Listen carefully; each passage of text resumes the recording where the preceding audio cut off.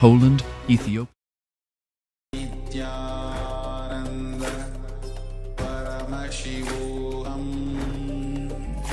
Om Nithyananda Paramashivoham Om Nithyananda Paramashivoham Om Nithyananda. Yes, Nithyananda, everyone. After this beautiful darshan, let us all now settle down and enter into the continued Paramashivoham Level 2 sessions. We're going to get ready for the power manifestation, but first, an announcement. Yes. So we're actually going to be having the live darshan of Swamiji very soon, in about 4 hours and 15 minutes from now, for a very special event, which is the Mahaparinirvana Day, which is the day Swamiji's biological father left the body. A very auspicious day during which we'll be having the Maheshwara Puja, the opportunity to bestow the departed souls with liberation. This puja offered at the feet of Swamiji, during which the food is offered to the sannyasis, and Swamiji himself receives the food and liberates all the departed souls for whom the puja is offered. So we invite all of you to take part, to offer the puja, and make sure that you are there, of course, for Swamiji's darshan. Do not miss that. And of course, we'll be giving you a reminder also towards the end of these sessions. Yes, with this, let's now get ready, energized after the darshan, to enter into the power manifestation. We're going to continue to manifest the power of quantum memory, where we are going to utilize the power of the third eye to restore, retrieve, and recall vast amounts of information without having to memorize that first. So what we are going to do is we're going to project a page of a book on screen just for a very short amount of time, for you to just connect to that book, that page, and not even necessarily read it, just as a marker, a connection for you to recall all that information through your third eye. Understand there is a vast ocean of information which is available to you through your third eye. And in this power, we are going to manifest exactly that. So it's an exciting power, very useful even for our day-to-day life. So let us all settle down and get ready for this round of the power manifestation. Requesting all the participants to please be on camera throughout this session and settle down, keeping your head, neck, and spine in a straight line. As we are going to scan the page number 250 of the Signs of Living Enlightenment book, please do not open the book if you have it with you. Right now, let us recall the information using the third eye. So first, we're going to quickly show the page on screen for just a few moments and then enter into the power manifestation. Yes, the page is shown now. And that's all. Let us now sit with our head, neck, and spine in a straight line, connect with Swamiji. Offer your gratitude at his feet. From the space of gratitude and deep oneness, feeling connection to Swamiji. Just sit as Swamiji. Chant the Mahavakyam. Om Nithyananda Paramashivoham. Om Nithyananda Paramashivoham. Om Nithyananda Paramashivoham. Keep vibrating with the Mahavakya, the cosmic passcode, to connect to Swamiji and manifest all the powers. And let him reveal to you what is the content of the page number 250 of the Signs of Living Enlightenment book. Let's begin this round of the power manifestation.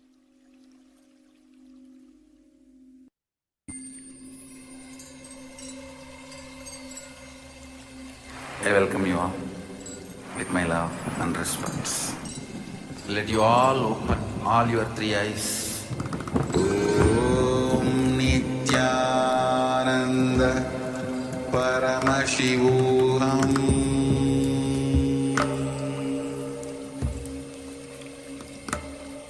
Om Nithyananda Paramashivoham.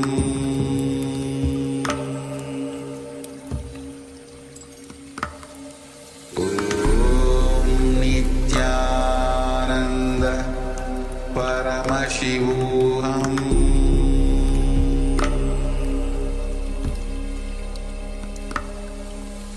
Om Nithyananda Paramashivoham.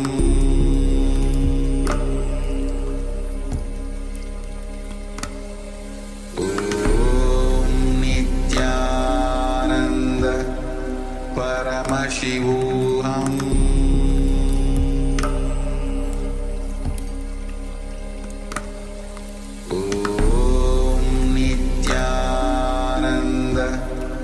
Paramashivoham.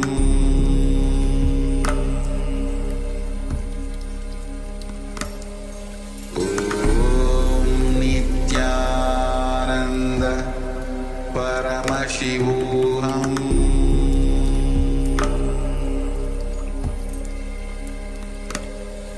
Om Nithyananda Paramashivoham. Paramashivoham.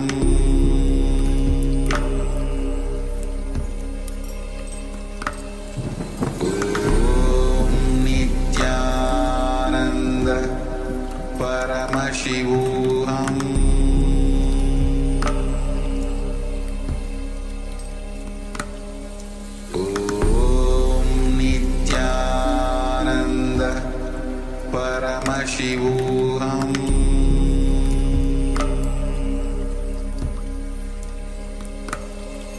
Om Nithyananda Paramashivoham.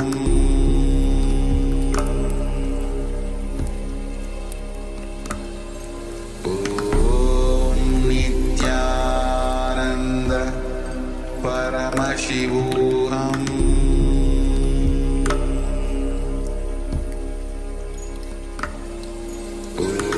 Om Nithyananda Paramashivoham. Om Nithyananda Paramashivoham.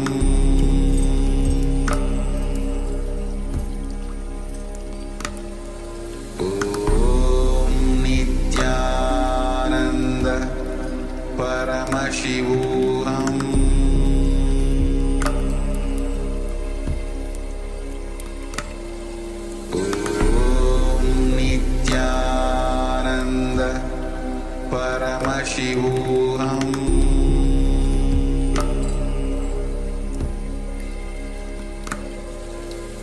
Om Nithyananda Paramashivoham. Om Nithyananda Paramashivoham.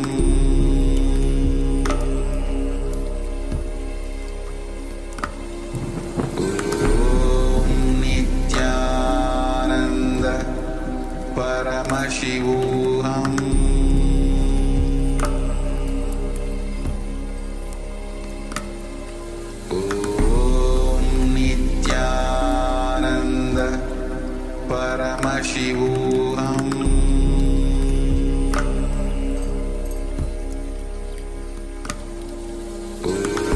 Om Nithyananda Paramashivoham.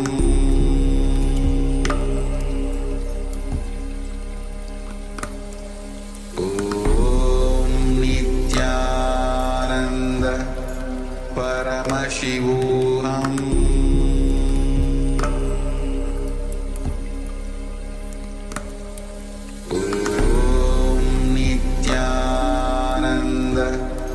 Paramashivoham.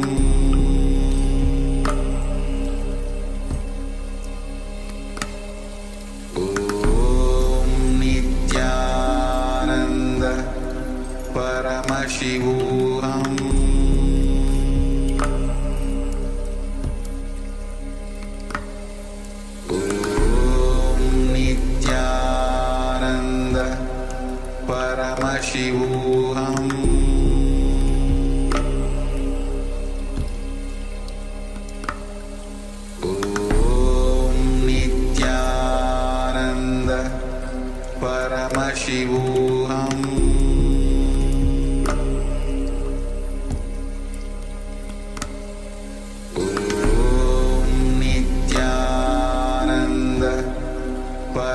Paramashivoham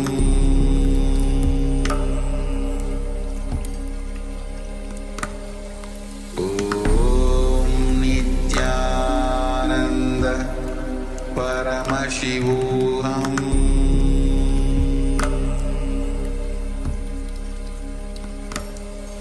Om Nithyananda Paramashivoham.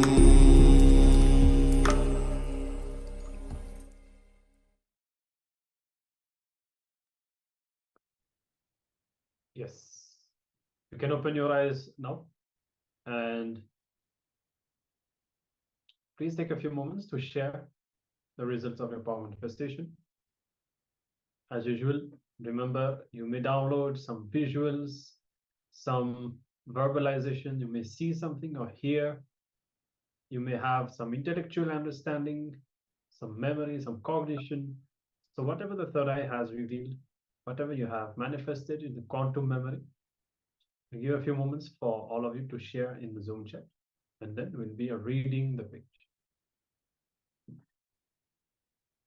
Yes, let's take a few minutes just to share every single detail that was revealed to you during the power manifestation.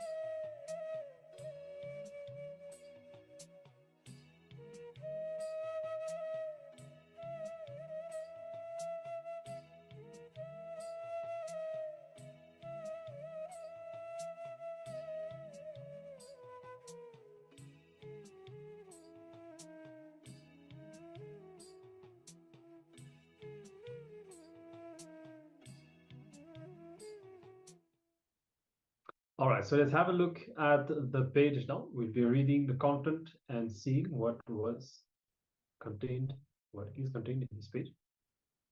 So you can see the page on the screen.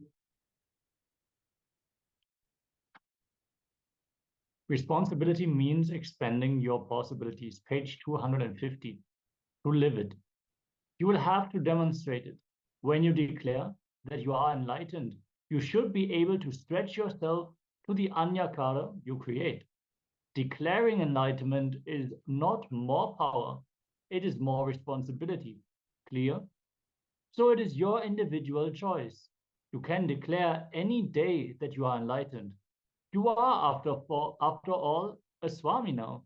You are an independent entity by existence. You can move the cosmos as you want. If the cosmos is not moving as you want, just create another one. That's all. The space of positivity, possibility, Ishvaratva, and enlightenment is your space. So from there, you can declare anything you want and make it into reality in any way you want. And anybody who wants to be part of this order can start applying and preparing yourself to be part of this order. Great. That you all achieve, experience, live, express, radiate, share, and explode in eternal bliss. Nithyananda.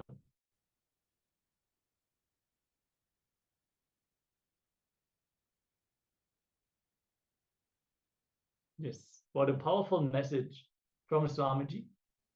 And if you have resonated with that, do let us know in the chat if any of these bits of information were related to what you have received in this manifestation. And just in the spirit of what Swamiji has been sharing, we want to invite all of you to take up the life of sannyas and be part of this mission of Swamiji and Kailasa to become a physical resident of Kailasa, become a Kailasavasi as the doors are opening. I want to invite all of you to be part of this grand lifestyle, the royal lifestyle, which is the life of sannyas. Yes, wonderful. And so with this, we'll be now moving into another session. And today the whole theme was the Upanishads. And now we'll be discovering about what Swamiji calls as the best Vedic inner software to manifest the best body, mind, and consciousness. So you need to understand, even the body that we have, the physical body that we have, is shaped by the cognition we have. So every time you have a cognitive shift inside, you perceive the reality differently. Even your physical body changes, even your outer shapes can change just because of a cognitive shift. And even the evolution, as a soul, you will have taken birth maybe in animal bodies, finally becoming a human, and evolving even as a human from lower consciousness to higher consciousness. So the body that you have evolves along with your cognition, state of consciousness that you have. Now, the Vedic inner software to manifest the best body, mind, and consciousness. These are the cognitions that Swamiji is going to be revealing in this next segment. Come to the space of listening and let's enter into the next.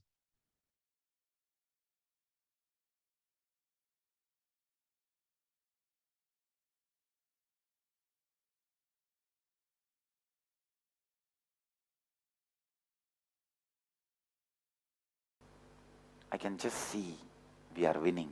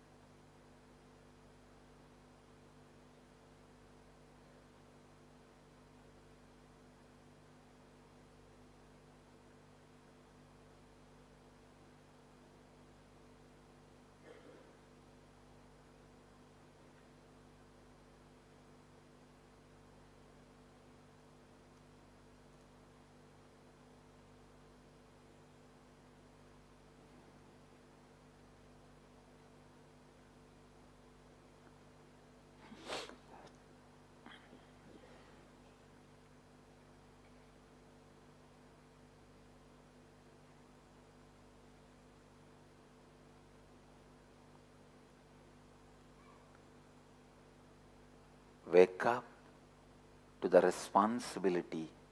You wake up to life. I tell you, each petal in your Anandagandha is a 8-petal lotus. Each petal opens up with new powers when you take the responsibility. Sahasrara is 1,000-petal lotus. Each petal opens up when you enrich others and yourself. Go on enriching. Go on taking responsibility. Go on enriching and go on taking responsibility.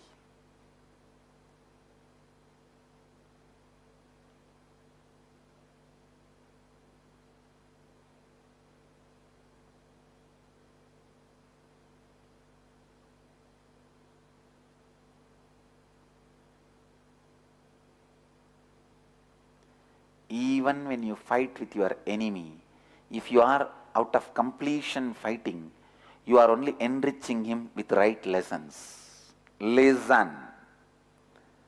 Out of completion, even when you fight with your enemy, you are enriching him with the right lessons he need to learn. Out of incompletion, even if you are teaching, you are only trying to create some more mental slaves for you, ideological slaves for you. I mean, if you're cognizing it, even the most sacred thing like a teaching should not be done out of incompletion. Out of completion, even the most scary things like a fighting will be only teaching a right lesson to the enemy. Even fighting can become teaching if you are incompletion. If you are in incompletion, even teaching will become a fighting.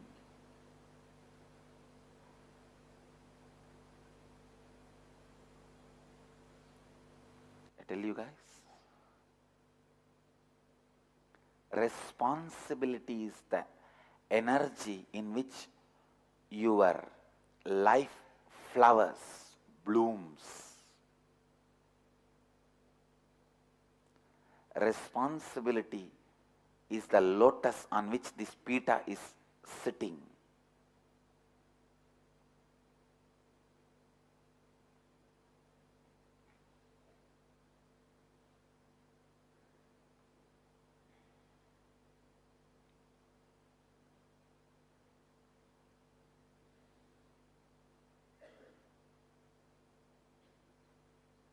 Only if you learn to think with four tattvas, you will learn to be in no mind space. You will experience non-thinking space, not before. First, learn to think in these four tattvas as reality. Responsibility is the energy on which your life flowers. I tell you, sit with impossible possibility space. What I call responsibility. Responsibility means the space where impossibilities become possibility. That is when the miracle powers are at your disposal. Start expressing through you. I tell you, now each one of you who are vibrating with this responsibility in your heart, you will start expressing miracle powers like Vak Siddhi, materializing, awakening your Kundalini and others' Kundalini, enriching yours and others with these tattvas. Responsibility is the space where the impossible becomes possible. How many of you have felt authentically in your life, even once, the joy of taking huge responsibility? I tell you, that is Nithyananda. Make that eternally in your heart. You are in Nithyananda. Listen to the call of responsibility of your heart.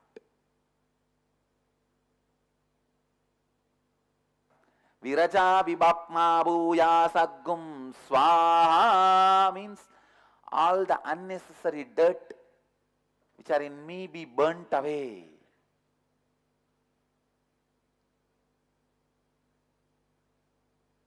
Viraja vibhapma bhuya saggum swaha antaratma me suddhyantam. Let my inner space become pure. Bahuratma me suddhyantam. The life happening to me outside of me also become pure. Understand, you don't have only antaratma, means life is not happening to you only inside. It is happening to you outside also. That is why the Upanishadic Rishi is putting two words. Otherwise he could have just put atma me suddhyantam. No.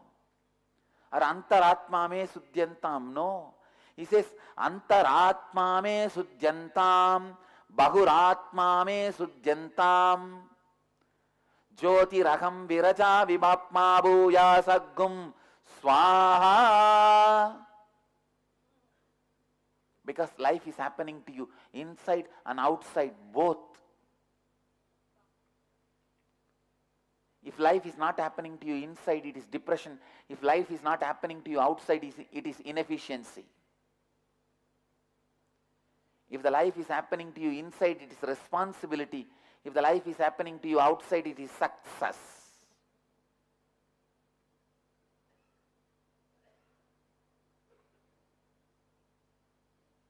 Understand? You cannot say, life happens to me inside but not outside. No. Be very clear. Only if your life happens outside also, only then life is happening inside also. Whoever is saying, life is happening to me inside but not outside, are called pseudo-Vedantis.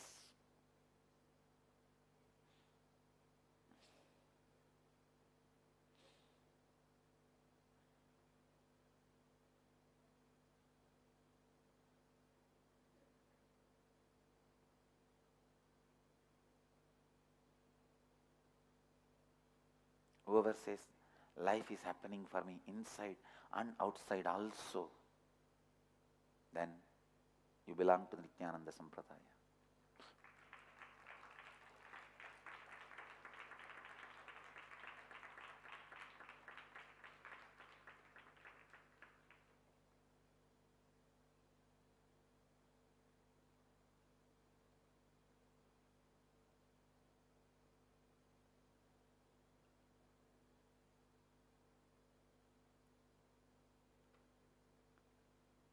Some teaching group says life happens only outside. There's nothing called inside. I completely differ. Life happens to you inside and outside. If you think it is only outside, not inside, you don't know inside. If you think it is only inside, not outside, you don't know outside. Life happens inside and outside both.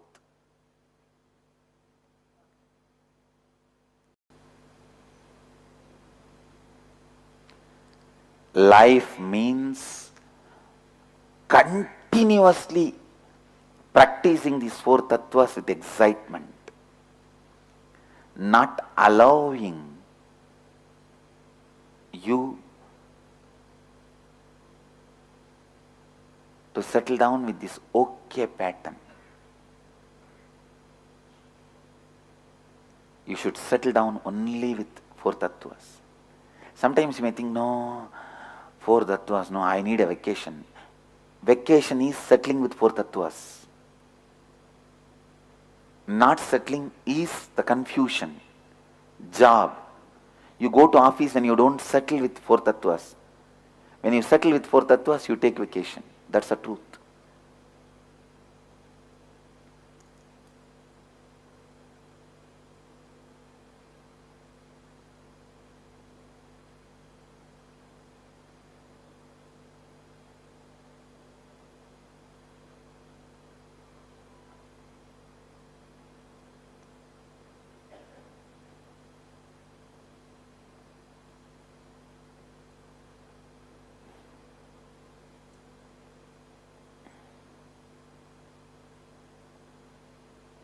Live these four tattvas and enrich the universe. When you live these four tattvas, your job is also enriching. Your breathing is enriching. Anything you do is enriching. Don't do anything other than enriching. Whatever you do should be directly enriching. Even if you are maintaining ashram, it should be enriching. If you are doing a job in Microsoft, it should be enriching people.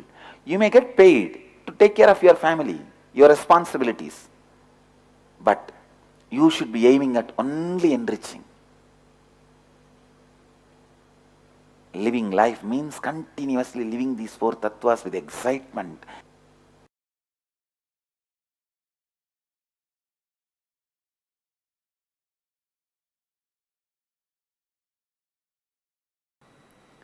She's asking, how can we measure that we are living integrity with integrity? You will feel the completion And the space of positivity means whatever you utter will become simply reality. And you will utter the words only which will become reality. See, you will be in such a space of positivity. First of all, there won't be any negativity in you. And you will utter the words only which will become reality. Your words will simply become reality. The space of positivity.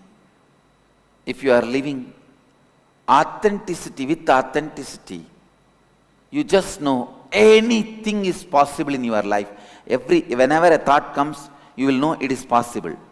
How many of you feel still when a thought comes, no, it is not possible for me? Raise your hand. Then you are all not living authenticity with authenticity. When you live authenticity with authenticity, you simply know any thought comes to you, any thought you give birth to it, you know it is possible. Whether I want to do it or not, I will decide, but it is possible.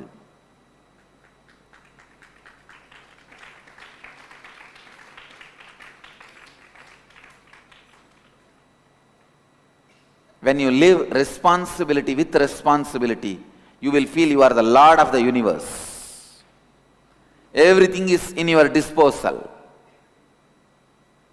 Everything is under your disposal. If you are really enriching, the enriching itself, you will live in the space of such a sweet, undefinable space. You know you are in enlightened space. You are in the space of enlightenment. Yesterday somebody came and asked me in the energy session, if I feel I myself don't have a significant shift in my inner space, how can I enrich others? That is exactly the reason I want you to enrich. Start enriching, you will see that significant shift in the space, in your inner space. You are such a self-doubting, agnostic pattern inside you. Start talking to people. He asked me the question. I am now asked to convince people to come for inner awakening. Don't worry. If you think you are asked to work for my benefit, you don't need to convince them to come for inner awakening. But share the 4 tattvas with them. Help them to do completion. You are not working for my end.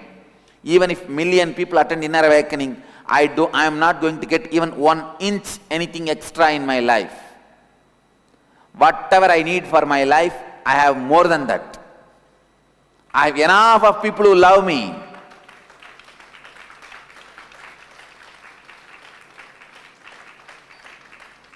Who shower everything on me. First of all, I don't need anything. Anything I need, I have 10 times more people to shower that on me.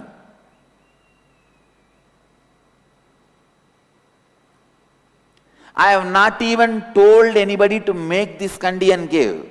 I was glancing a photograph of some mutts and adinams and sannidhanams. The old sannidhanams photographs, I was studying their biographies.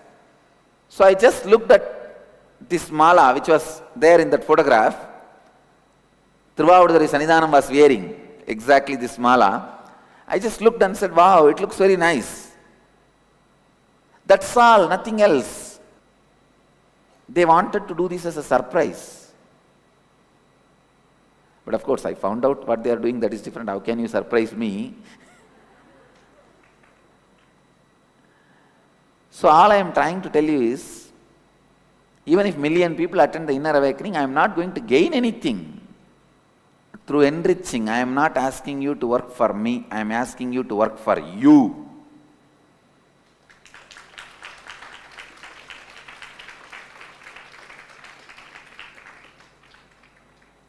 All you need to think is, if somebody attends the inner awakening, what is that fellow will gain? First thing, you will have a friend with whom you can relate. For you, for him, he will have a new life. I am not going to have anything extra. Fortunately, please understand, in my 10 years of public life, not even once I asked anybody anything.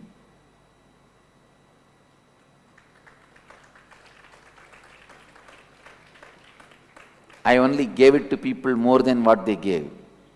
I only showered on people more than what they gave.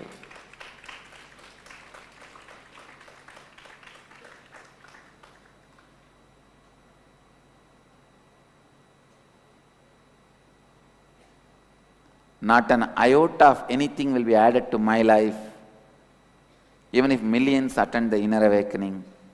So understand, you enriching will cause two things. First of all, your constant doubting logic will be broken. You will experience a significant shift. By talking those principles again and again, you will expand. You will be inspired to live. You will raise. Easiest way to practice authenticity is talk about it to others. You will simply become authentic, I tell you. Just catch people and start talking about authenticity and integrity. One of my Swamis there, Bhaktimayananda, Sri Bhaktimayananda, every night before sleeping, whether it is 11 o'clock or 12 o'clock, he will catch somebody and talk about these four tattvas for 1 hour. If he does not get anybody, he will call his mother, who will patiently listen. But I tell you, he will talk to the same person and talk about four tattvas every day. And that poor fellow, other side, whether he is still he is woke up or he is sleeping, he doesn't care. But I tell you, it has done so much transformation to him.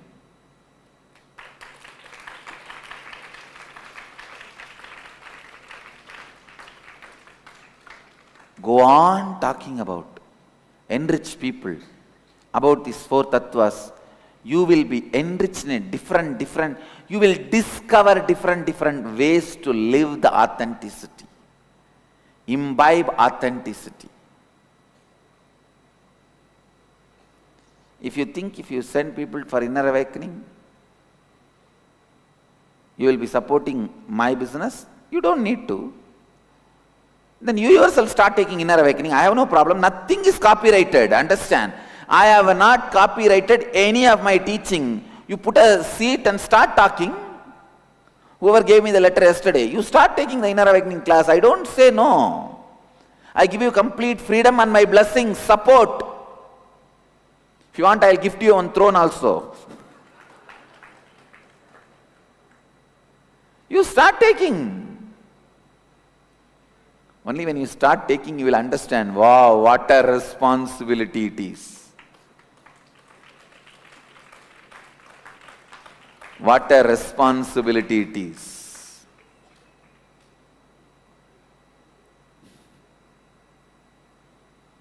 I tell you,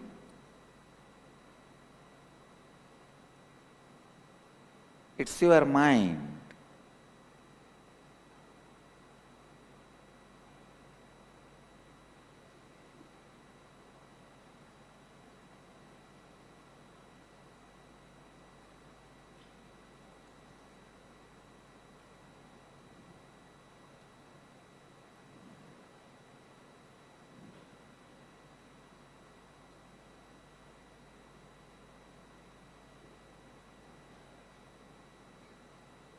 When you enrich, you will see a powerful shift in your inner space. Enriching is literally empowering the other person. Whenever you empower other person, you will be simply empowered. You will be empowered.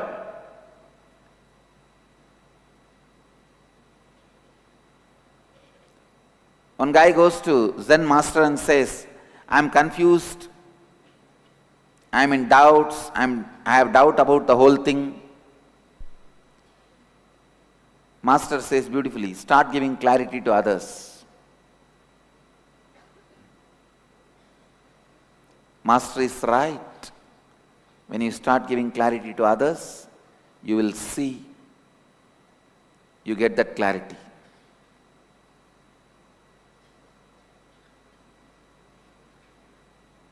You get that clarity.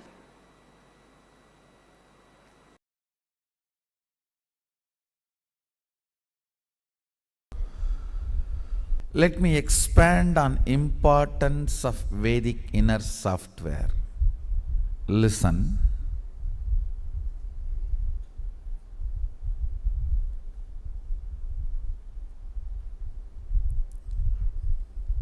The first thing I want to tell you, the mental setup materialism is trying to promote is already proved as a failure by the large number of human beings collapsing into depression and withdrawal from life. Understand?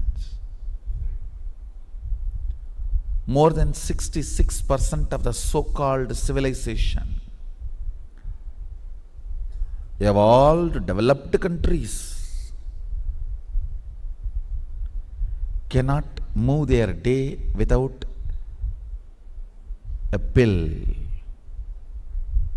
psychiatric drug,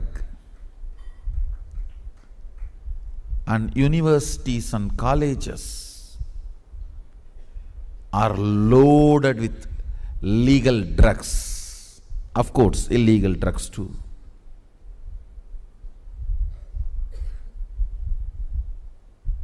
Almost every human emotion is classified as some disorder. What is going on?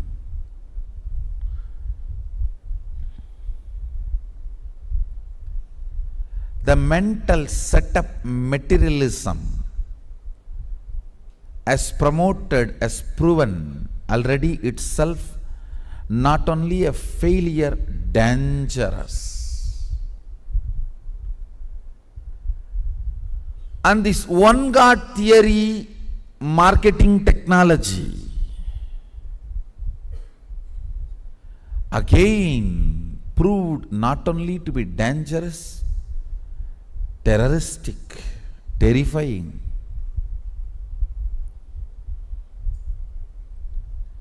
Some of these one God religions have killed more number of people, 10 times more than any disease on the planet Earth.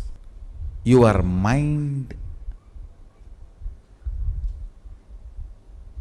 is basically the inner software with which you operate. Neither materialistic thought current nor the one God theologies are successful inner software. They proved by implosion and explosion they are dangerous. Materialistic thought current is implosive. One God theologies are explosive. Both are dangerous. Both proved they are not useful for human beings anymore. Now we need to develop a right software for human beings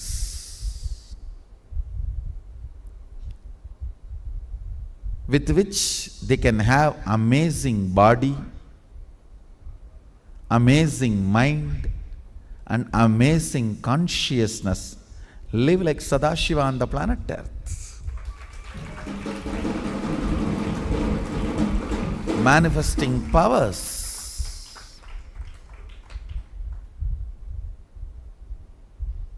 I tell you,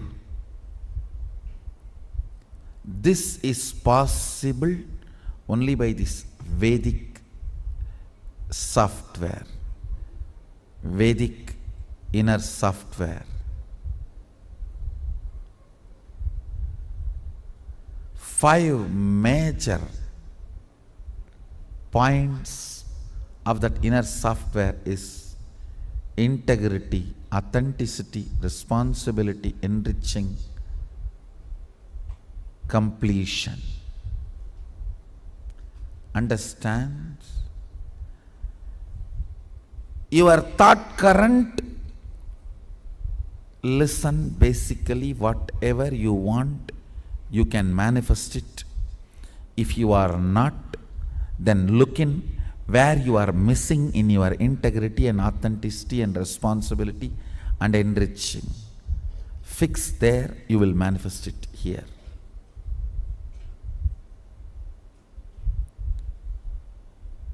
Constantly, the fixing technique is completion.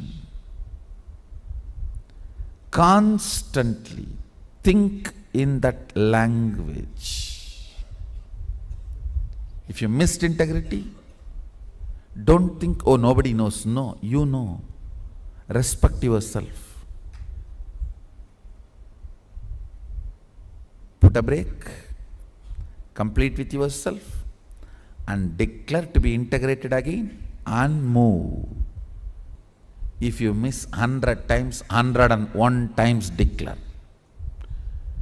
Declaration should be more powerful than you missing integrity.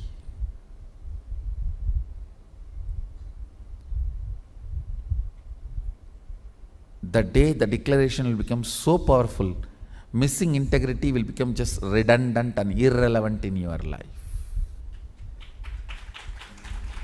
It will no more be part of your life.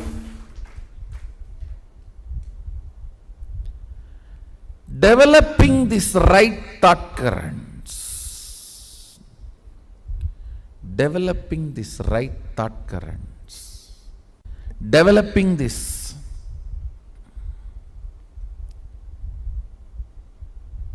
Vedic inner software. Understanding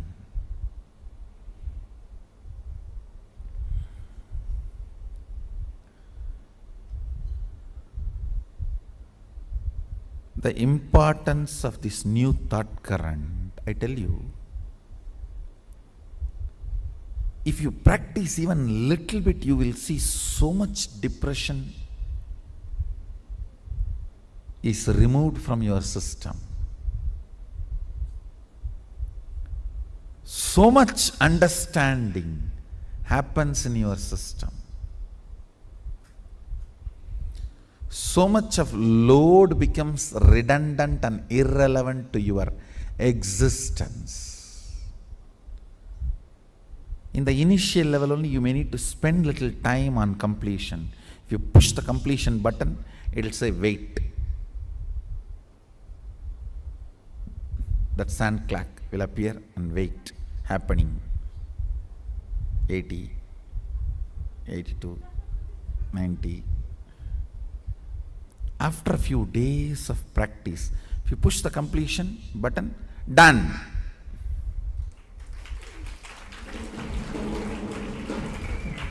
If you have a broadband, high-speed internet connection, the moment you push the completion button, completion done, next page.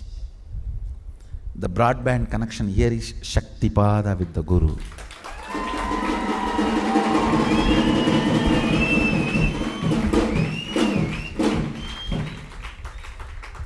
Completion done.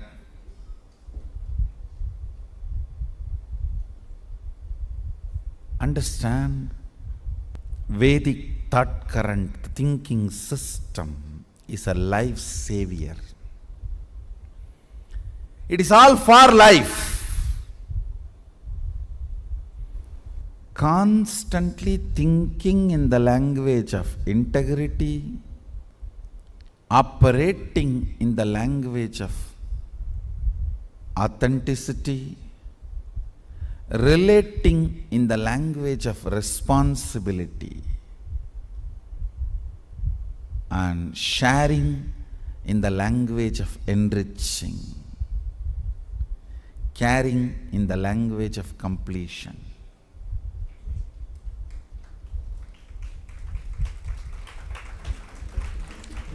thinking in the language of integrity,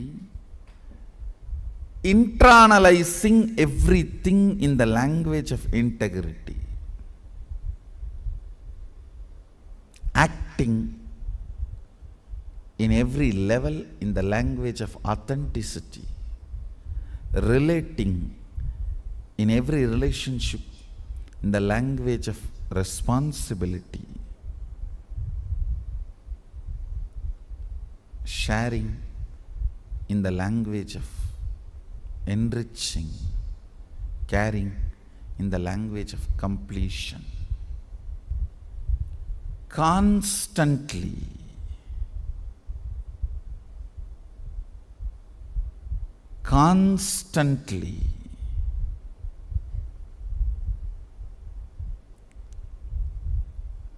aligning yourself to this thought current is what I call Vedic inner software.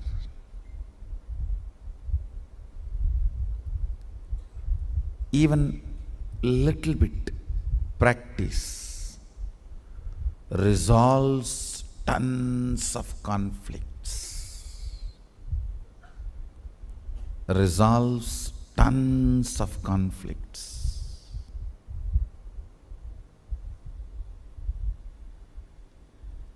Even little bit of practice resolves tons of conflicts. The struggle you need to do is only here. Bring more integrity here. Bring more authenticity here. Bring more completion here. Bring more responsibility here. Bring more enriching here.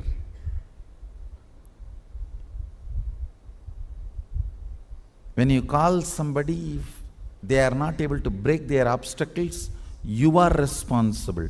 Some part, unconscious part of you, you have not broken some of your obstacles.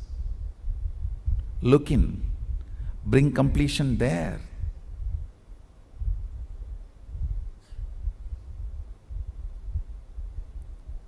Understand, it is all drishti srishti. Seeing creates. You don't see the created, seeing creates. If you are seeing the created, there is no liberation. Because you create by seeing, only liberation is possible. If you are seeing the created, no liberation is possible. You are bound over. No. You are creating by seeing. Only then the change, transformation, liberation is possible. So essence of today's satsang, Vedic inner software. Svalpamapyasya dharmasya drayate mahadobhayat. Even if it is practiced very little, liberates you from great fears and dangers. Svalpamapyasya dharmasya. Even if you practice very little,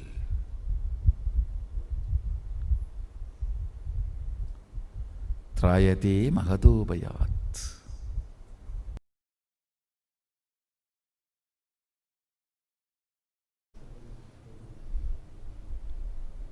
First things first.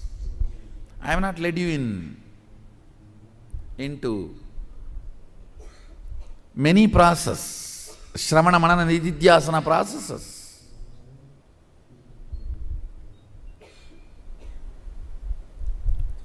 First I wanted to drill the Sankhya software, thinking in tattvas, the Vedic agamic inner software, constantly thinking in integrity, authenticity, responsibility and enriching. First of all, you need to know everything you do is enriching. And if you don't know something is enriching, don't do it.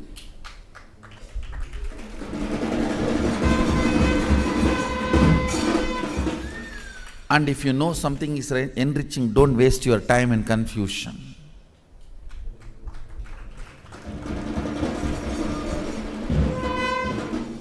Confusion is a crime.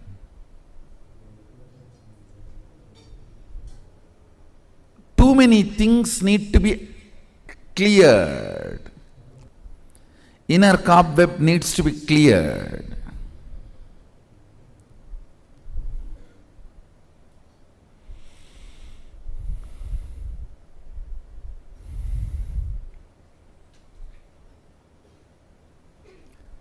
Too much cleaning up need to be done inside. The power of integrity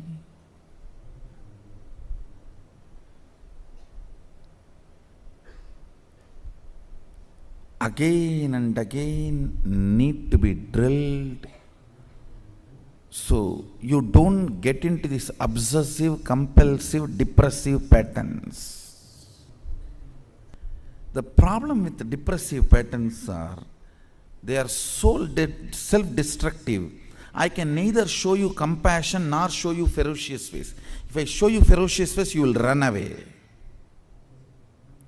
If I show compassion, you will destroy yourself. If you sent a message and I am ignoring, understand you are in that position.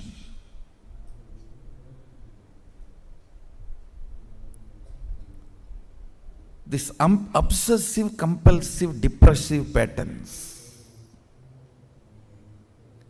constantly cherishing depression and feeling empty and lonely without depression.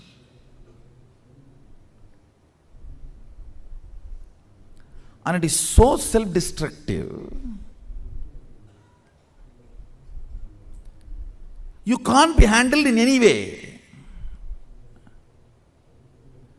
Guru cannot help you, because if he shows ferocious face, you were waiting for that, so to run away.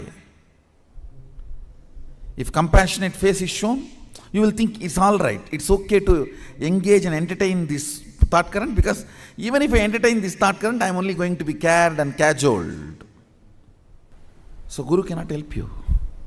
That's the worst space to be in, where even he cannot help.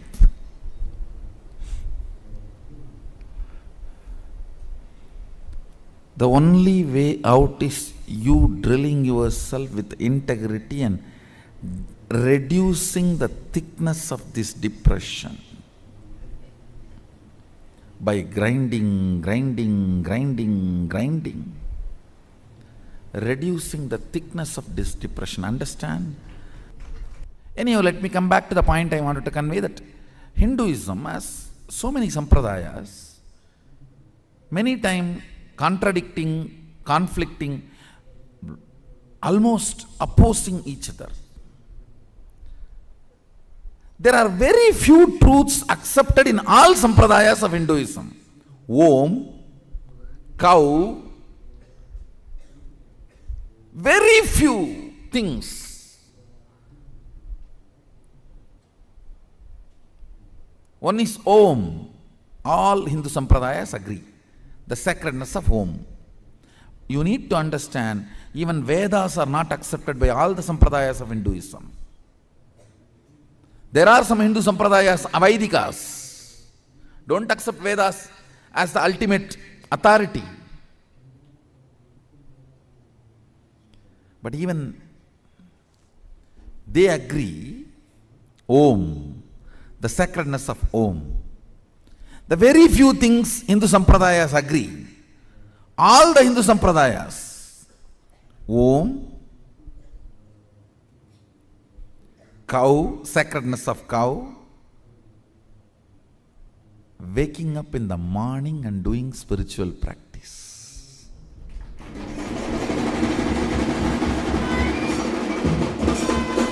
There is no sampradaya,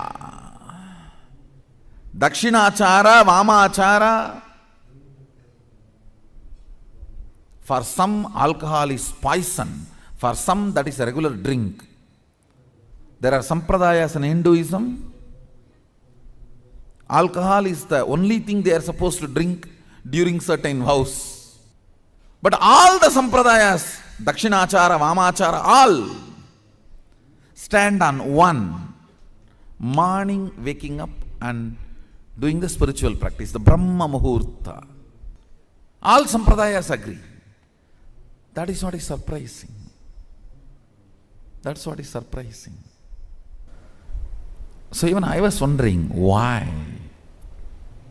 Only after I started teaching this and making people do this, when I see the growth of the people who follow this Brahma Muhurta spiritual routine and who don't follow, I understand the drastic difference. I tell you, if you just follow this morning 5 hours enough, you will have all Shaktis manifesting in you.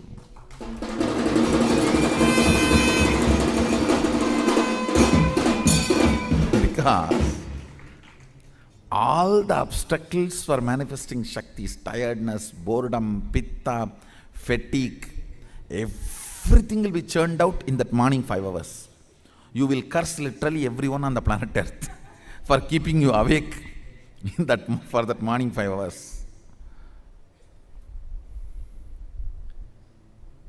If you can manage that morning 5 hours spiritual routine,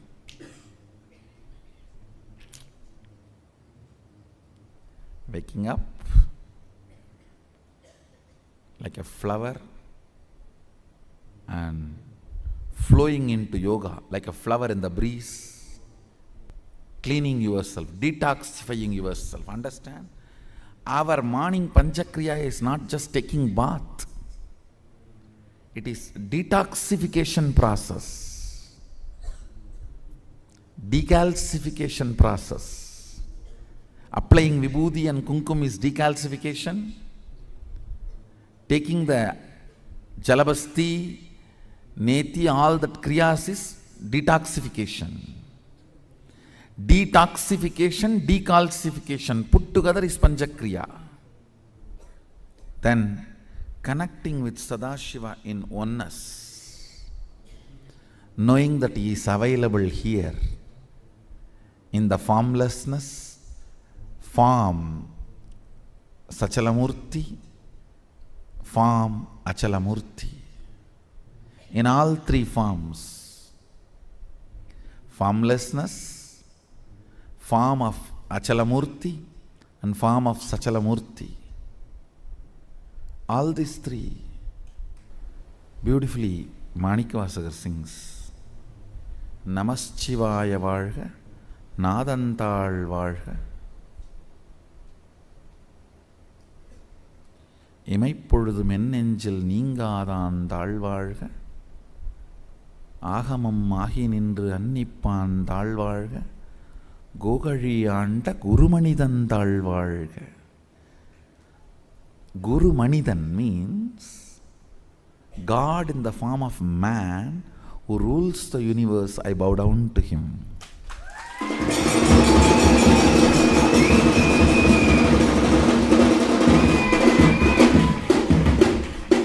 Agamam agi nindru annippan thalvazhga means he himself is Agama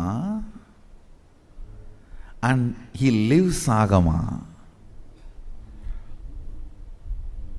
நமச்சிவாய வாழ்க நாதந்தாள் வாழ்க இமைப்பொழுதும் என் நெஞ்சில் நீங்காதாந்தாள் வாழ்க கோகழி ஆண்ட குருமணிதந்தாள் வாழ்க ஆகமம் ஆகி நின்று அன்னிப்பான் வாழ்க.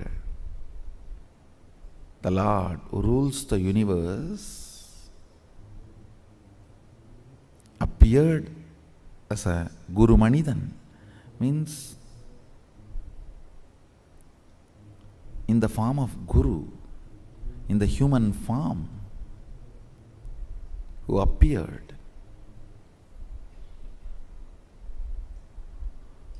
I bow down to him. Gogariyanda Gurumani Tan Talvarga. Knowing that he is available here in the form of formlessness, Achalamurti and Sachalamurti and connecting. Understand the morning puja is the most powerful mandala prasa Shaktipada.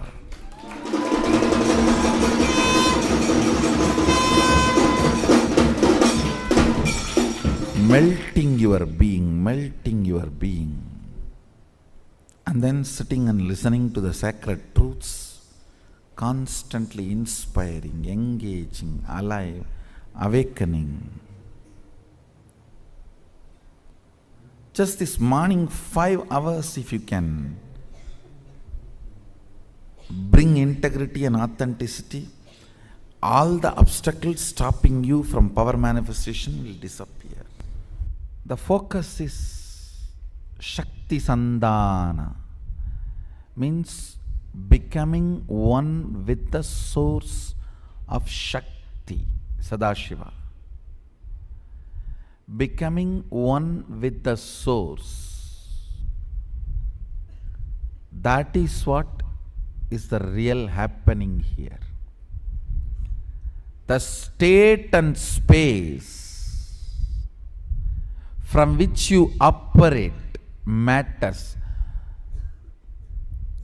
From where you manifest matters than what you manifest.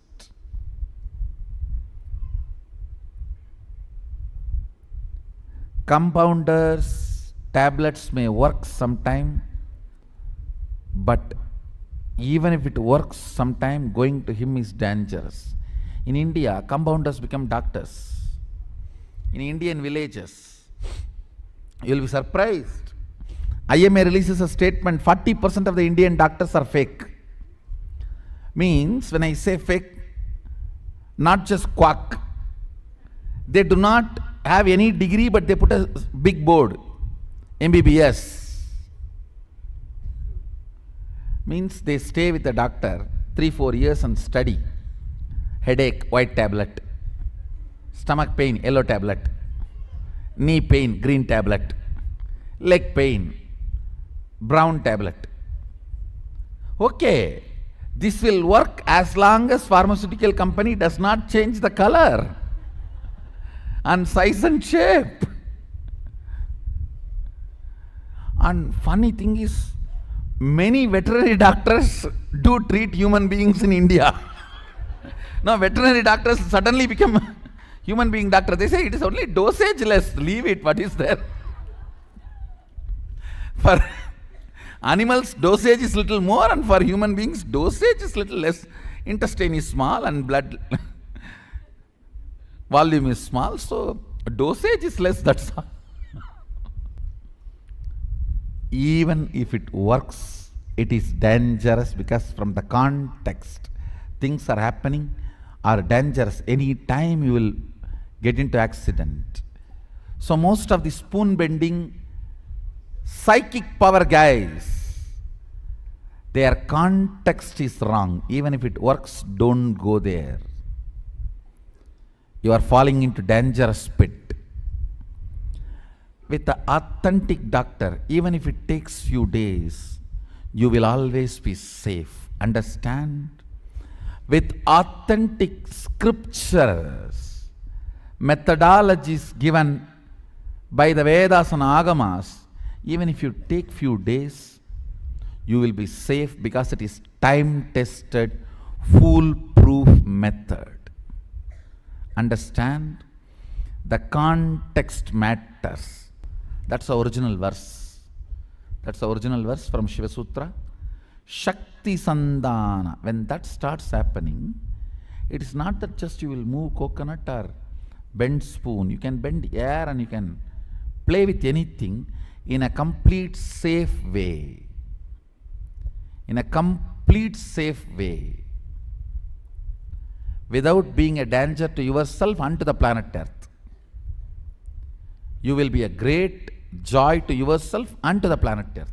If you are empowered, how you behave matters for further empowerment. Understand? If you are empowered, how you behave matters for further empowerment. In our Sangha, if you see, the more and more we grow, more and more we become traditional. true to the original scriptures. More and more, we spend our time, energy, everything in searching for the original agamic references and original verses and making them more and more into reality. That is why Sadashiva showers more and more.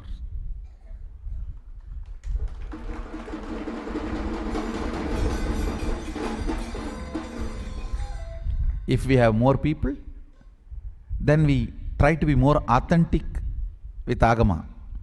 If we have more money, then we try to dig into Agama and make it as original as Sadashiva said.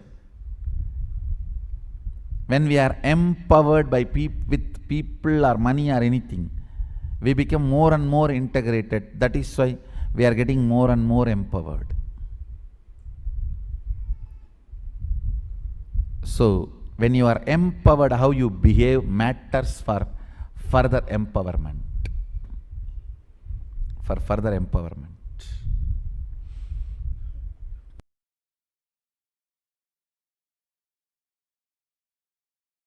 You see, you have 4 levels of organs. Listen very carefully. 4 levels of organs. Organ which is seen by everyone, like a hand, leg. Even these are organs as per yogic physiology. We call it anga because no other English word I am using the word organ. Then internal organ, kidney, liver, intestine, brain for some people, heart for very few people. That is a second level, internal organ. Then third, intra-organ, that is vak, the 7 chakras, third eye. How many of you are understanding, able to catch up what I am saying? Then the 4th item, this is the main important thing, extraordinary organs. It grows literally like organ. Listen, lightsaber, how you show, you have that light and play, literally like that from your hand you grow 10 feet tall light beam. From your eyes you grow 10 feet, 20 feet light beam.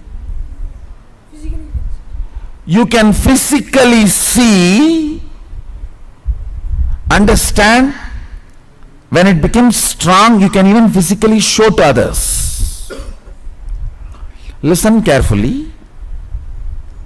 Organ, hands, leg, your eyes, ears. Internal organ, liver, kidney, intestine. Intra-organ, 7 chakras, vak, third eye.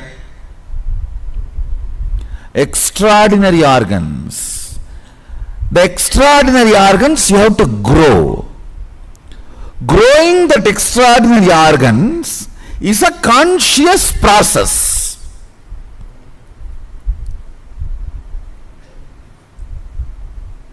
Two steps are involved in that growing. One, unclutching means removing all these clusters, coming to the restful awareness, nirvikalpa samadhi. Second, operating our mind based on integrity, authenticity, responsibility, enriching as a thought current. Understand?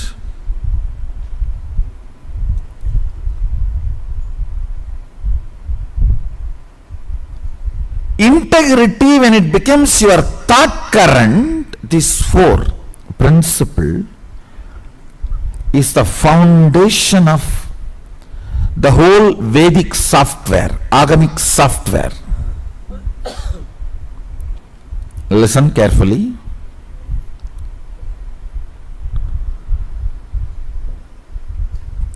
thinking in the language of integrity, authenticity, responsibility, and enriching.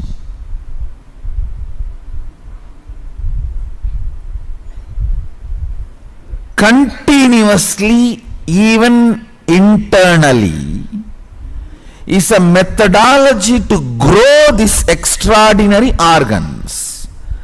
These extraordinary organs only are used to pass a command, sankalpa, will, and manifest, play with nature, expressing this ashtakanma powers. Stambana, mohana, vasiya, vidveshana, uchchadana, agrushana, marana means agitating, stopping,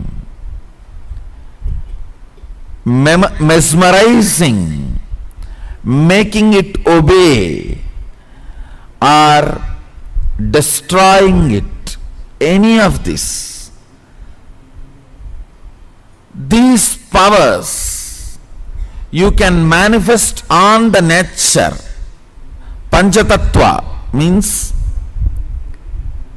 air, water, fire, earth and space, just by gestures. Just by gestures. Listen carefully.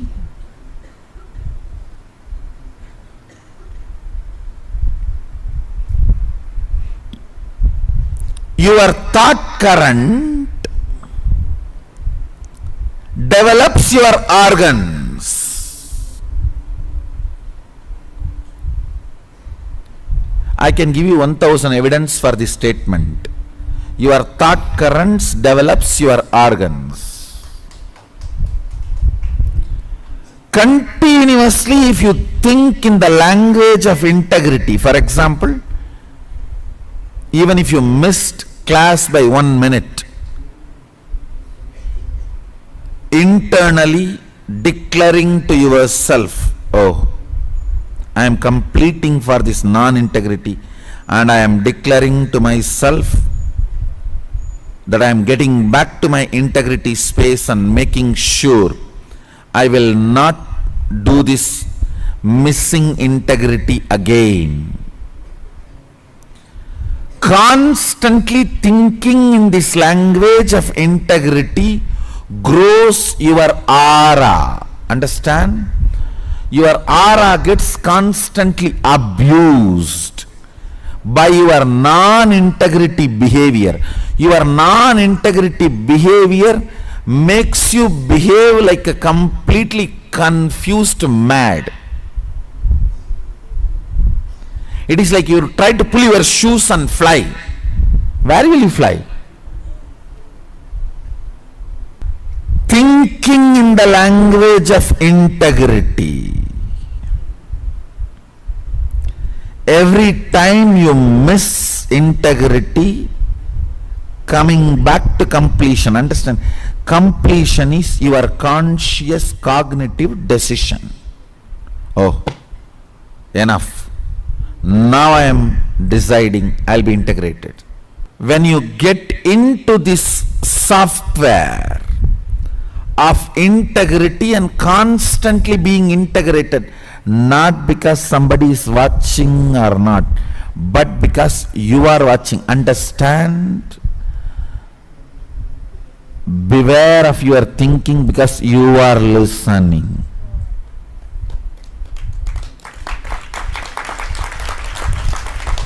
Beware of your thinking because you are listening. The higher self in you is listening what you are thinking. That higher self is the decision maker whether to grow your aura body or not.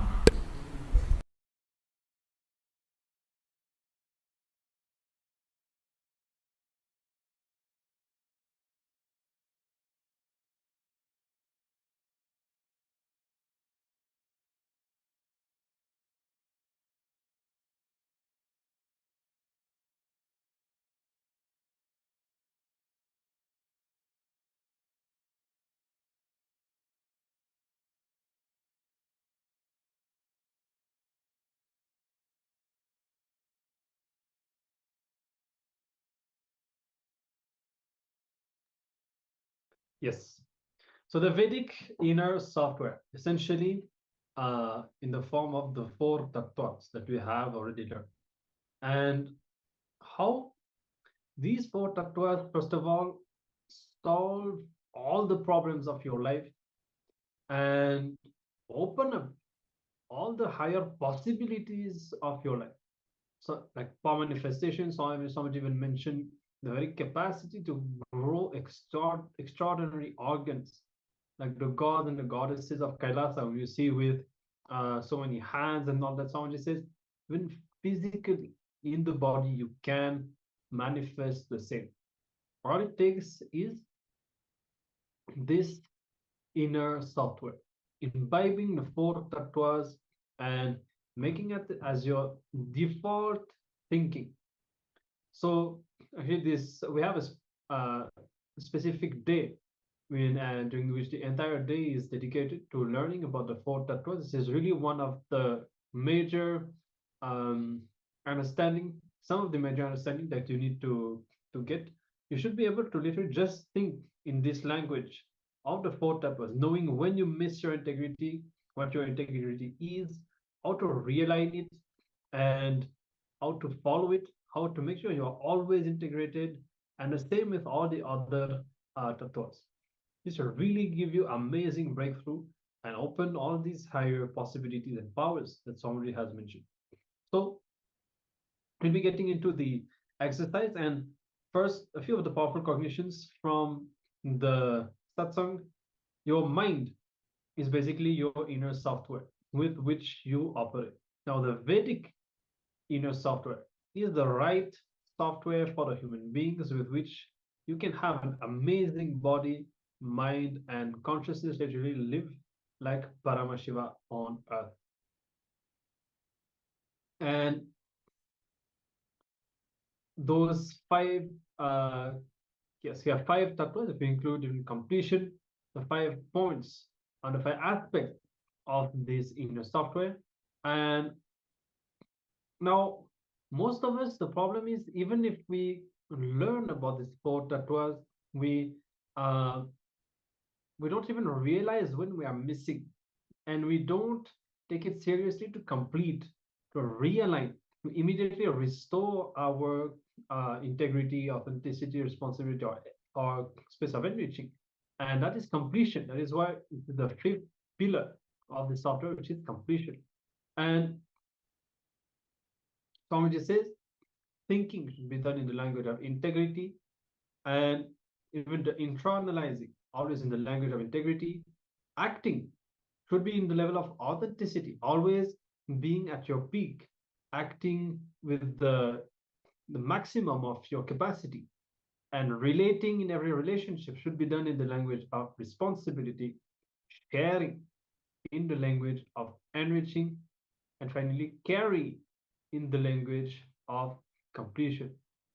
Now we're going to get into the assignment, and imbibing these 5 pillars of the Vedic inner software. Yes. So in the first step, pen down whatever you want to manifest. Take a few moments and write this down with as much details as possible. And then let's decode with our software integrity. Whatever you want, is it aligned to what you define for you as your purpose or goal? So we're going to really go into the depth here. We're going to look whether our whole behavior, our whole thinking, our whole software is structured as per the tattvas. So as an example, you may have declared yourself as a doctor, so healing people.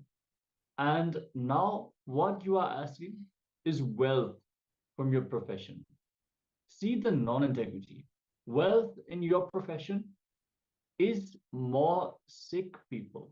To understand what that means, to have more work as a doctor, to have more wealth as a doctor, means you need to treat more people. So It is the subtext which is there in the desires that we have.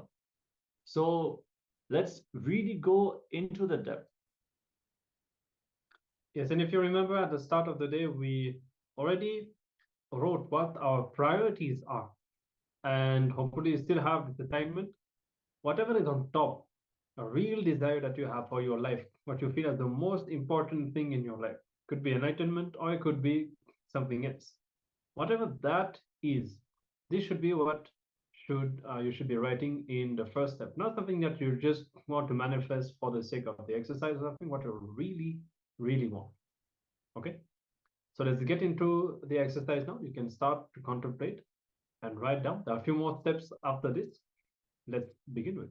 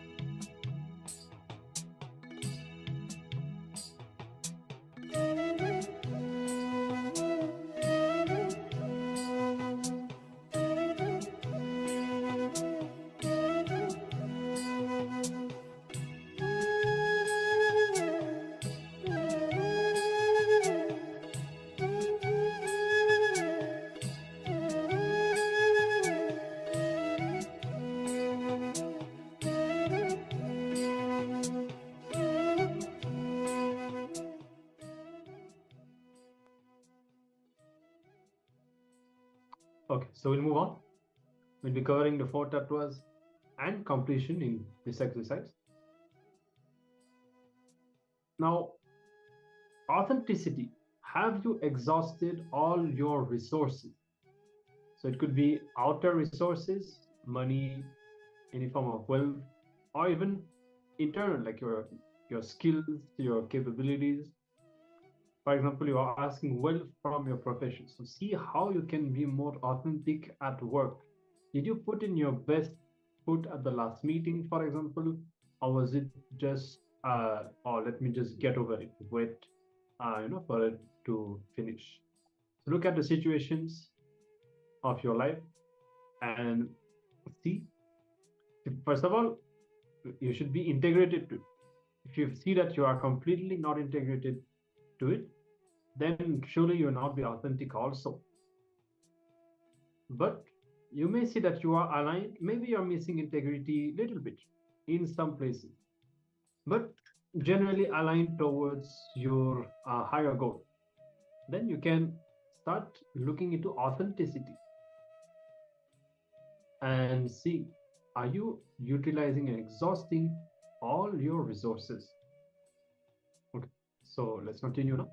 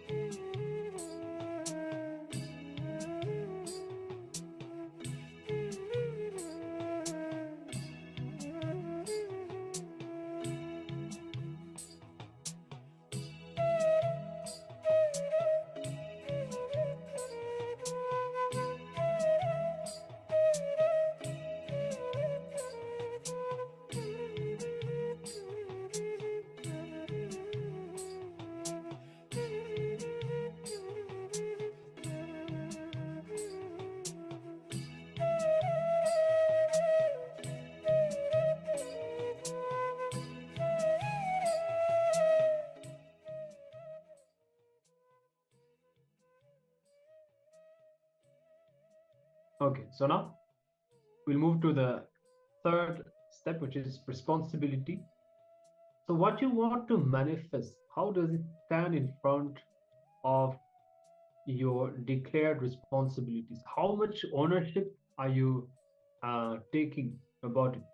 For example, you want to go for a vacation with colleagues and you are also the sole parent at home. See how, from a responsible parent, you can bring fulfillment to your children. Okay, so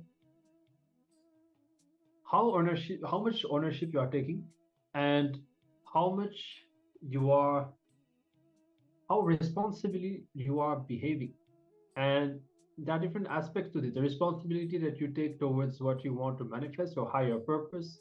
And sometimes, even though you may be acting in that direction, there may be different aspects for which you are not taking the responsibility, kind of putting the blame on somebody else or expecting things to happen by themselves. And there is this aspect which is about your declared responsibility. You cannot drop anything for the sake of manifesting that either. You always have to take responsibility for all the dimensions of your life. So it's also quite broad. Reflect on all these aspects and try to see, are you behaving responsibly or are you missing in some place? Okay.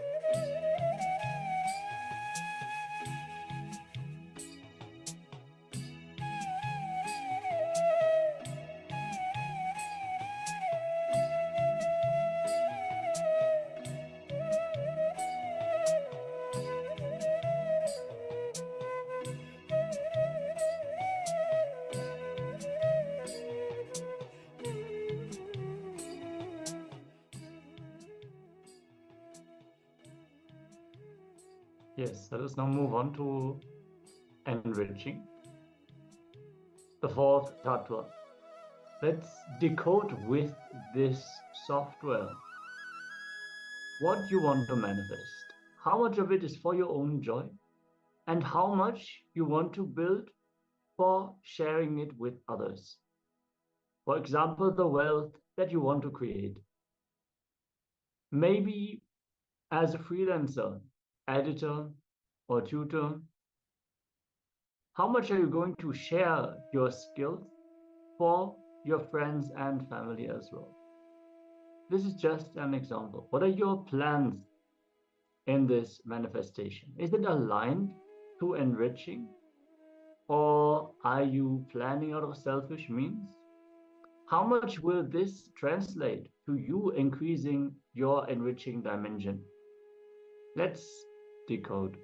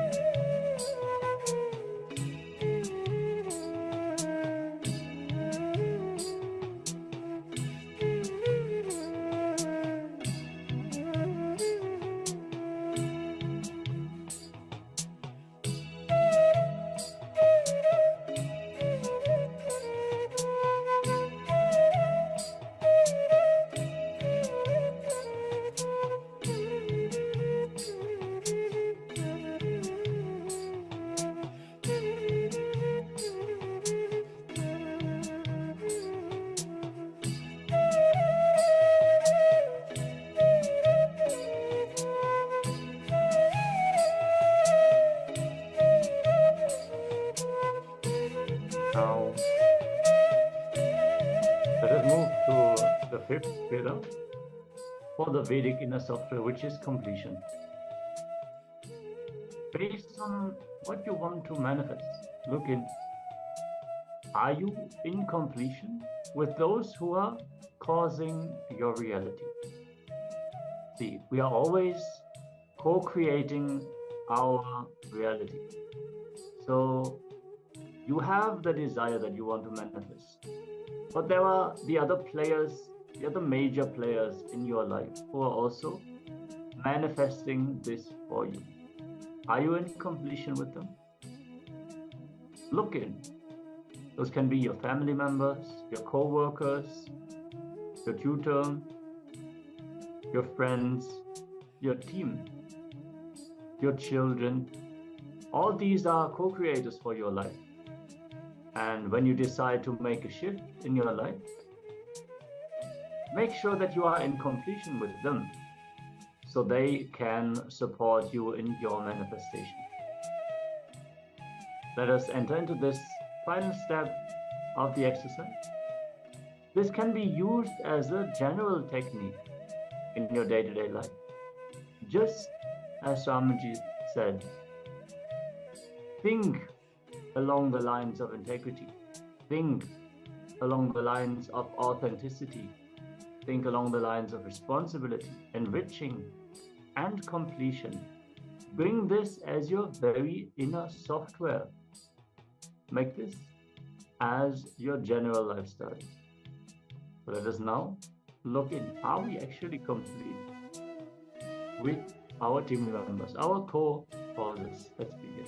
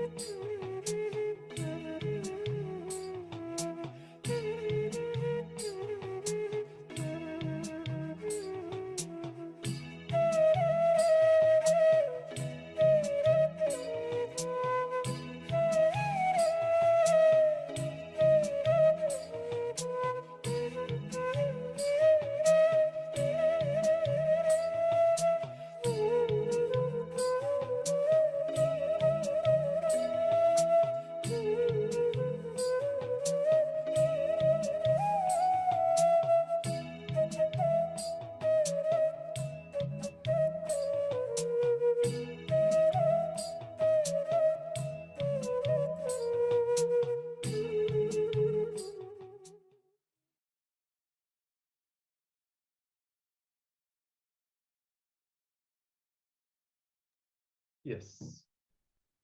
So these are the 5 pillars of the Vedic inner software. One of the most important teachings that Swamiji has revealed 4 tattvas, and the completion. And always remember, when you imbibe this Vedic inner software, when you really imbibe each of these tattva and align your thinking, your actions to them, you will see that you will find solutions to all the life problems that you have. And when you really get aligned and reprogram yourself with these tattvas, you'll see that all the powers will start expressing, and even the extraordinary possibilities, how Swamiji was describing, everything will become available to you. So the fifth pillar was the completion, bringing the completion with the people around us. Tomorrow, completion is going to be the theme. Tomorrow we'll be discovering about the genesis of identity, how the image that we have about ourselves, all the powerlessness and completions that we have, how it all started, going back to our childhood to understand how this whole thing started and how we can bring the completion, how we can identify what the pattern, the source of this incompletion is, and finally get a read of all of them. So we look forward to seeing you again tomorrow to learn the science of completion. And with this, we'll be concluding for the day. Yes, and make sure to also tune in for the live darshan of the Supreme Pontiff of Hinduism. The preparations for the darshan will happen in around 2 hours. So don't stray away for too far. Be around and join back in around 2 hours as Swamiji is coming live. Yes. So let's conclude now together. We'll be chanting the Purna Mantra and offering our gratitude to Swamiji, creating a space of completion within ourselves. Om Purnamada Purnamidam Purnat Purnamudachyate Purnasya Purnamadaya Purnamevavashishyate. Om Shanti Shanti Shanti. Hari Om Tat Sat. Sarvam Bhagavat Shri Nithyananda Paramashivoham Om Nithyanandam. Thank you all, Nithyanandam. Nithyanandam, everyone.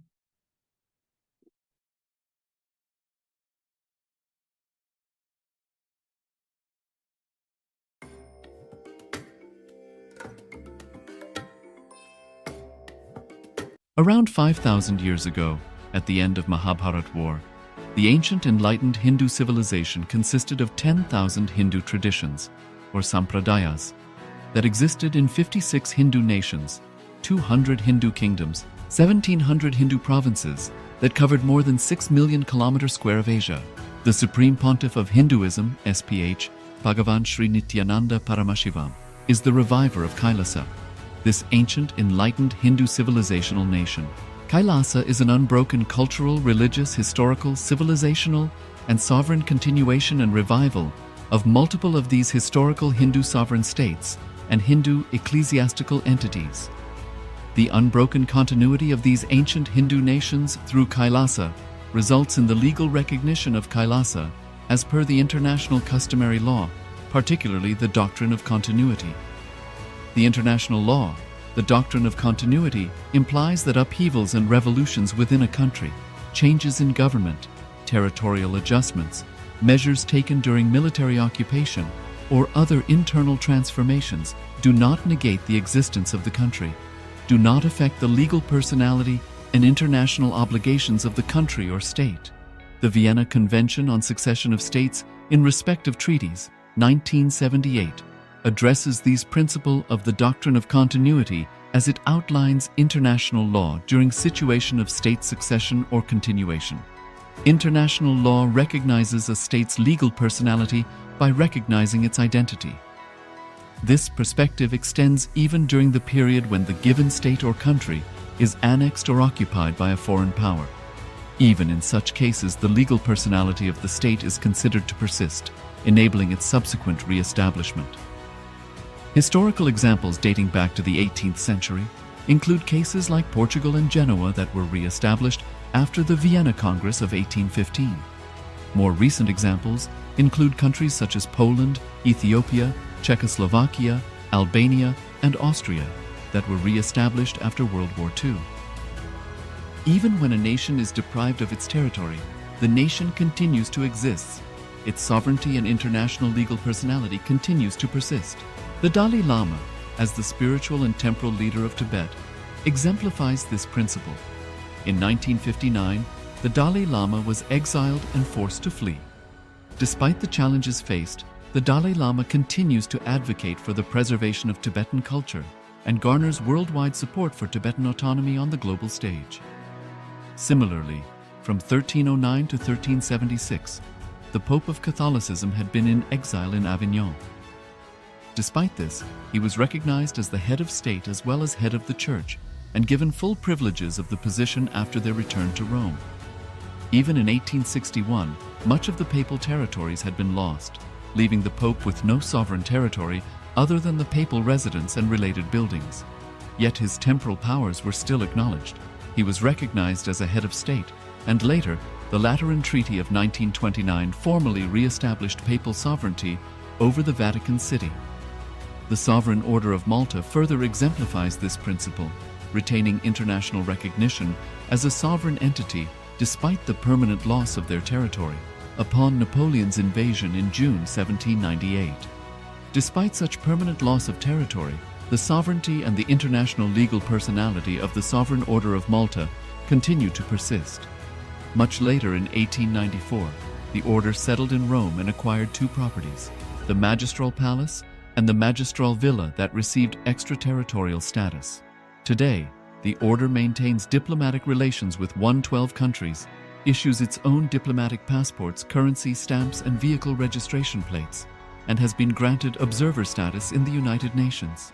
All these examples of state re-establishment illustrate the principle of continuity of states, as per international law, that a state's legal personality persists over time. A nation continues to exist even after a complete loss of territory. A far more striking example is of the oceanic countries, which are under the threat of their entire nation being drowned and submerged due to rising sea levels owing to global warming.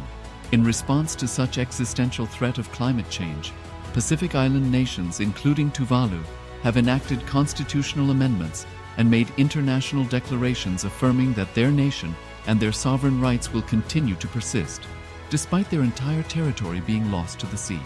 This proactive stance is highlighted in the Constitution of Tuvalu Act 2023 and the Pacific Islands Forum Declaration of 2021.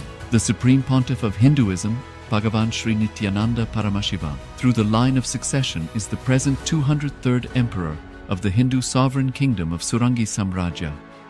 He was crowned on the 31st of December 2004 at the age of 26. Thus, by very same principles of the doctrine of continuity, through which the international legal personality of Portugal, Genoa, Poland, Ethiopia, Czechoslovakia, Albania, Austria, Vatican, Tibet, Sovereign Order of Malta, and several other nations has been recognized despite having undergone a period of exile, annexation, occupation by a foreign power, or despite loss of territory. The SPH Nithyananda Paramashivoham, through well-established legal and historical facts about the Hindu sovereign state of the Surangi Samrajyam, derives all sovereign rights and powers of the royal lineage of the Surangi Samrajyam as its 203rd sovereign emperor, from his inheritance and continuation of the unbroken succession of the kingdom of Surya Vamsa Surangi Samrajyam Sarvanapitha. Surya Vamsa Surangi Samrajyam, through unification with 20 other sovereign Hindu states and sovereign ecclesiastical, historical entities, became part of the United States of Kailasa, which thus became a sovereign, independent juridical state, with the SPH Nithyananda Paramashivoham as the sovereign.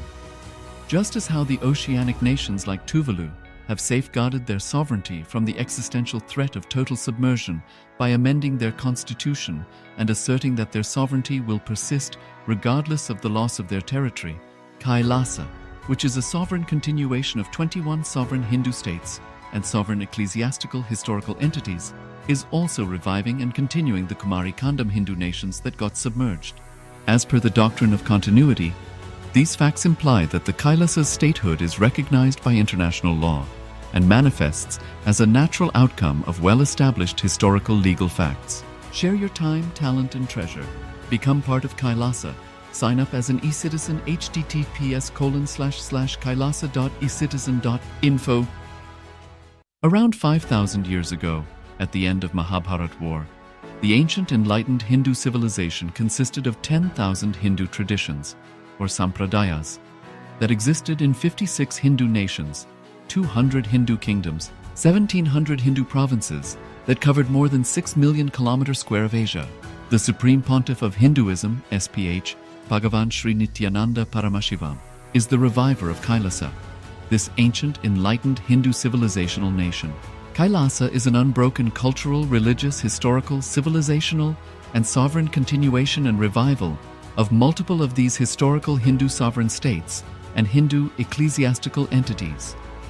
The unbroken continuity of these ancient Hindu nations through Kailasa results in the legal recognition of Kailasa as per the international customary law, particularly the doctrine of continuity. The international law, the doctrine of continuity, implies that upheavals and revolutions within a country, changes in government, territorial adjustments, measures taken during military occupation, or other internal transformations do not negate the existence of the country, do not affect the legal personality and international obligations of the country or state. The Vienna Convention on Succession of States in Respect of Treaties, 1978, addresses these principles of the doctrine of continuity as it outlines international law during situation of state succession or continuation. International law recognizes a state's legal personality by recognizing its identity. This perspective extends even during